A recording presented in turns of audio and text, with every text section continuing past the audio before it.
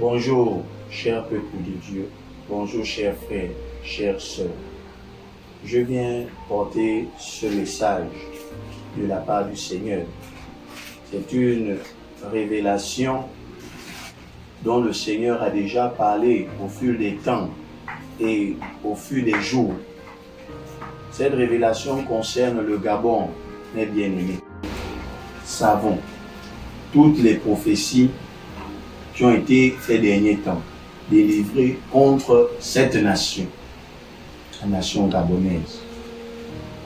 Les prophètes ont, de la part de l'Éternel, annoncé le jugement de Dieu contre la nation gabonaise.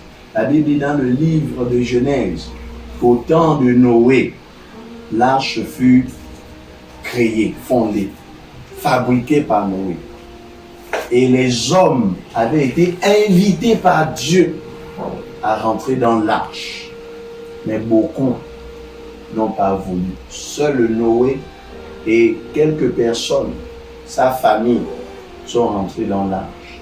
Le reste ont péri dans les flots. Et le Seigneur a averti à cette nation, il a averti encore par ma bouche qu'il frappera cette nation. Mais comment? Qu'est-ce que tu fais? Que faisons-nous?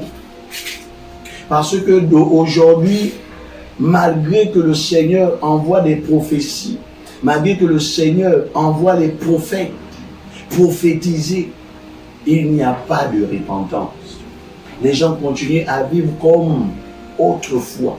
Chacun fait ce qu'il veut, il marche comme il veut, il fait ce qu'il veut, alors qu'une sentence s'apprête à tomber sur cette nation. Je viens t'avertir, toi qui as écouté la prophétie sur le jugement de cette nation et qui continue à marcher dans le péché, à marcher dans le désordre, à marcher dans la fornication, à marcher dans le vol, à marcher dans le meurtre, à marcher dans l'occultisme. Sache que l'Éternel a prédit un jour de vengeance pour nous, comme au temps de Sodome et de Gomorrhe. La Bible nous dit que Abraham a intercédé pour le juste. Il a dit: ô Père, s'il y a 50 justes dans cette ville, est-ce que tu vas l'épargner? L'Éternel a dit: s'il y a 50 justes, j'épargnerai la ville. L'Éternel envoie les prophètes qui prophétisent pour cette nation. La parole de Dieu dit que Dieu ne fait rien sans l'annoncer à ses prophètes. Mais au lieu de chercher la voix de Dieu, nous critiquons ces prophètes. Nous cherchons à savoir si ce sont de vrais prophètes ou de faux prophètes. Sache-le que Balaam a prophétisé de la part de Dieu. Il a été visité par Dieu. Ce n'était pas un grand prophète, mais Dieu lui a dit: tu ne maudiras pas ce peuple. Au lieu d'écouter la prophétie de Dieu, nous sommes en train de vérifier les vies des hommes de Dieu. Et à cause de cela, tu endurcis ton cœur. Voici ce que l'Éternel dit et qu'il m'envoie te dire dans le livre d'Ésaïe au chapitre 17, au verset 5 et 6. Il en sera comme le moissonneur récolte les blés et que son bras coupe les épis, comme quand on ramasse les épis dans la vallée de Réphaïm. Il en restera un grappillage, comme quand on secoue l'olivier. 2, 3 olives au haut de la cime, 4, 5 dans ses branches à fruits. Oui, l'Éternel frappera cette nation comme il a dit, et selon ce livre, il restera un petit nombre. Est-ce que tu feras partie de ce petit nombre? Est-ce que tu feras partie des rachetés? Est-ce que tu seras sauvé comme Lot a été sauvé à Sodome? Est-ce que tu seras sauvé comme Noé, sa femme et ses beaux-fils ont été sauvés en son temps? L'Éternel t'appelle. L'Éternel nous appelle. Nous qui avons entendu la prophétie sur cette nation. Car l'Éternel a dit: cette nation sera jugée. Le temps où cette nation est jugée est arrivé. Le péché de cette nation est monté jusqu'au trône de Dieu et il est descendu pour la juger. Mon frère, ma soeur, je viens te recommander la repentance. Répands-toi avant que la colère de Dieu ne tombe, car elle va venir. Elle va venir. Nous ne pouvons plus prier pour la repousser. Le temps là est fini. Nous sommes maintenant au temps de l'accomplissement de cette prophétie. Mais l'Éternel veut encore sauver. L'Éternel donne encore la chance de sauver. L'Éternel te donne encore la chance de ne pas périr. L'Éternel te donne encore la chance de te repentir. Et je te recommande, mon frère, de te repentir.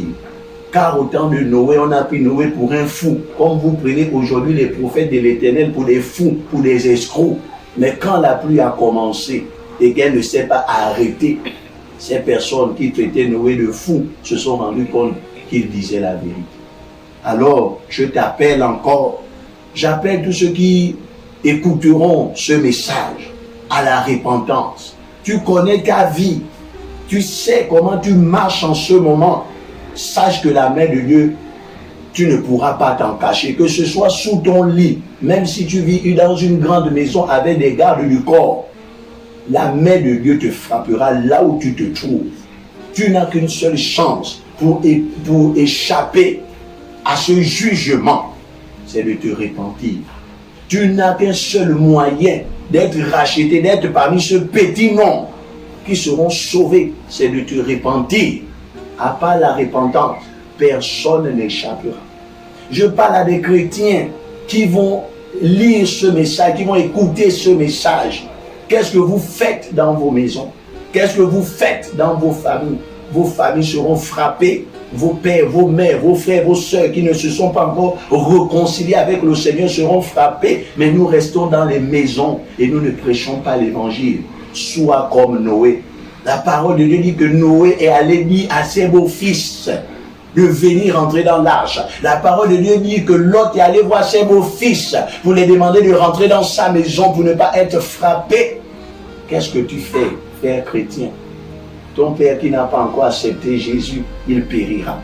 Ta mère qui n'a pas encore accepté Jésus, il périra. Ton frère qui vit dans la débauche, il périra ce jour-là.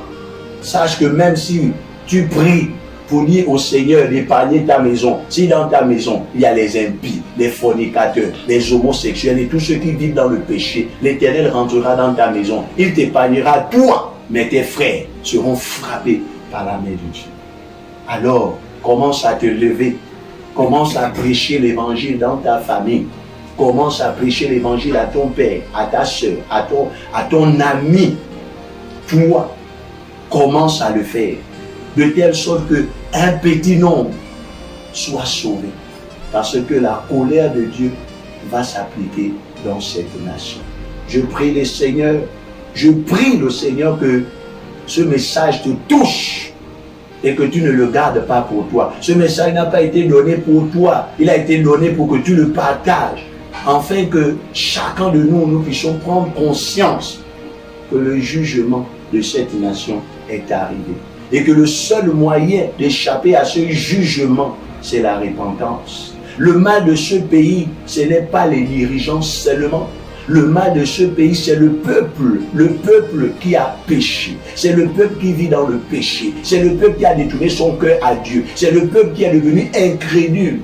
Soyons comme les habitants de Ninive. La parole de Dieu dit qu'à la prédication de Jonas, tout Ninive s'est humilié, s'est repenti. Ainsi, l'Éternel a détourné sa colère de cette ville. Si nous nous repentons, assurément, l'Éternel détournera sa colère de nous. Mais si nous restons comme nous restons, en train de critiquer les prophéties, en train d'accuser les hommes de Dieu de faux prophètes, mon bien-aimé, ma bien-aimée, sache que ce jour est déjà là, qu'il va s'accomplir et que la seule manière d'y échapper, c'est de te repentir véritablement. Je ne te parle pas d'aller confesser ton péché, je te parle d'abandonner le péché. Je te parle de changer ta manière de vivre, ta manière de parler, ta manière de vivre. C'est ça la véritable repentance. Parce que quand l'Éternel frappera, il va fermer sa porte d'abord. Il va d'abord mettre ses enfants à côté. Il n'y aura plus le temps de se protéger. Alors que ce message encore parle au cœur de quelqu'un. N'hésite pas à donner ta vie. C'est le moment de donner sa vie à Jésus. Plus que jamais. Plus que jamais. Parce que les signes sont là. Les signes que Jésus a annoncés sont là, mon frère, ma soeur. Qu'est-ce que tu attends? Pourquoi tant d'incrédulité? Pourquoi tant d'incrédulité? Quand ce que les prophètes disent, nous-mêmes, nous parlons ces sujets de conversation dans les maisons, nous parlons ces sujets de conversation dans les carrefours, nous parlons que le pays va mal, nous parlons des mauvaises intentions de certains hommes politiques. Mais quand l'Éternel avertit qu'il va frapper, nous endurcissons les cœurs. Ouvrons nos cœurs à la parole de Dieu. Ouvrons nos cœurs aux prophéties. Parce que Dieu veut sauver. C'est le souhait de Dieu. C'est de sauver et non de détruire. Dieu veut recommencer avec une nouvelle génération. Est-ce que tu seras de cette génération ou bien tu seras de ceux qui seront détruits? Cette réponse t'appartient. Aujourd'hui, tu es devant la réalité. Tu ne diras pas au Seigneur qu'il ne t'a pas averti. Le Seigneur t'a averti. Il dit, je mets devant toi la vie et la mort. Choisis la vie. Aujourd'hui, l'Éternel a prophétisé pour que tu sois averti des choses à venir dans cette nation. Mais qu'est-ce que tu choisis de faire, mon frère? Tu vas choisir la vie ou bien tu vas choisir l'incrédulité qui mène à la mort. Voici le message de l'Éternel que je voulais encore partager avec chacun de mes frères, chacune de mes sœurs, chaque père, chaque mère. Vous qui allez écouter ce message, que tu sois chrétien ou non chrétien, répands-toi. Répands-toi véritablement. Parce que cette nation a déjà été jugée. Il ne reste plus que l'accomplissement de la colère de Dieu contre cette nation. Mais Dieu veut encore sauver. Il est temps de se repentir. Que la gloire de Dieu soit encore élevée. Parce que Dieu agit par miséricorde. Oui, Dieu agit par miséricorde. Et c'est à cause de sa miséricorde qu'il veut encore sauver un petit nombre. Sinon, il nous a déjà frappé sans avertir. Mais parce qu'il veut encore te sauver. Parce qu'il veut te ramener à lui avant que sa colère ne tombe sur cette nation. C'est pourquoi il envoie encore des prophètes, comme au temps de Jérémie. Dit, je frapperai cette nation. Les gens mourront par l'épée, par la peste. Ainsi parle l'Éternel. C'est pourquoi je t'invite à revenir au Seigneur tant qu'il est temps. Amen.